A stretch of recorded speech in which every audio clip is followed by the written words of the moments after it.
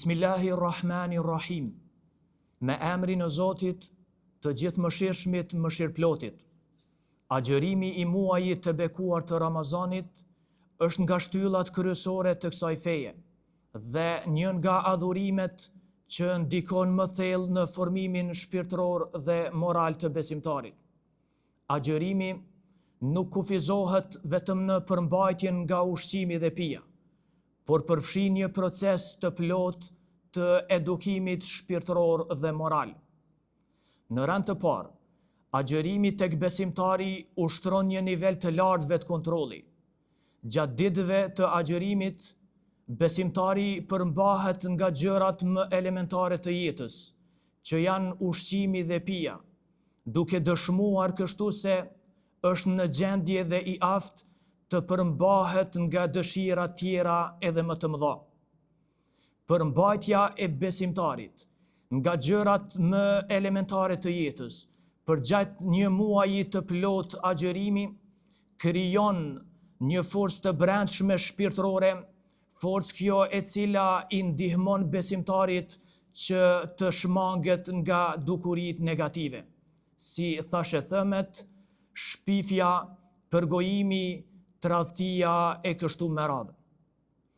Pejgamberi ynë sallallahu alaihi wasallam në ka urdhëruar se besimtari gjatë agjërimit duhet të shmanget nga dukuritë negative dhe sjelljet e pahishme. Në një rast, ai tha: "Men lam yada qawla az-zuri wal 'amala bihi, falaysa lillahi hajatun fi an yada ta'amahu wa sharaba." Kush nuk largohet nga fjalët e këqija dhe veprimi me to, Allahu fuqiplot nuk ka nevojë që ai të braktisë ushqimin dhe pijen. Kjo më së miri na tregon se agjërimi nuk është vetëm për stomakun, por është për zemrën, gjuhën dhe organet tjera. Agjërimi e zbut zemrën, e mbush atë me mëshirë dhe e nxit drejt bamirësisë. Ndjenja e urisë dhe etjes gjatë ditëve të agjërimit e bën besimtarin që sadopak dhe përkohësisht të përjetoj atë që i varfri e përjeton çdo ditë të jetës së tij. Në këtë mënyrë, agjërimi na sjell në kujtesë këtë kategori të njerëzve të cilët i kemi harruar përgjatë muajve të tjerë. Jusufi alayhi salam, njëri nga pejgamberet e Zotit, tregohet se asnjëherë gjatë jetës së tij nuk është ushqyer derisa është ngopur. Edhe pse ishte ministër i financave, edhe pse në duart e tij ndodheshin qelsat e depove shtetërore. Kur është pyetur për këtë, ai është përgjigjur duke thënë: "Kam frikë se po të ngopem, do t'i harroj të varfrit e nevojtarët."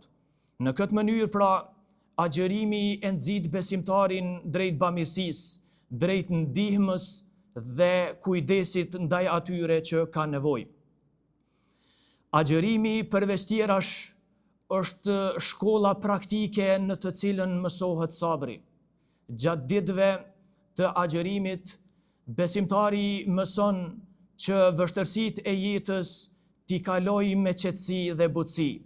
Sabri i fituar për gjatë këtij muaji të bekuar reflekton më pastaj në situata të jetës së përditshme, në familje, në shoqëri, në punë dhe kudo që ndodhemi. Kështu agjërimi e bën besimtarin më të butë, e bën më të matur, e bën më të durueshëm në raport me njerëzit tjerë. Ky transformim moral është edhe nga qëllimet themelore të agjërimit, që Kurani fisnik shumë qartazi e përmend ku thot: "Agjëroni që të bëheni të devotshëm."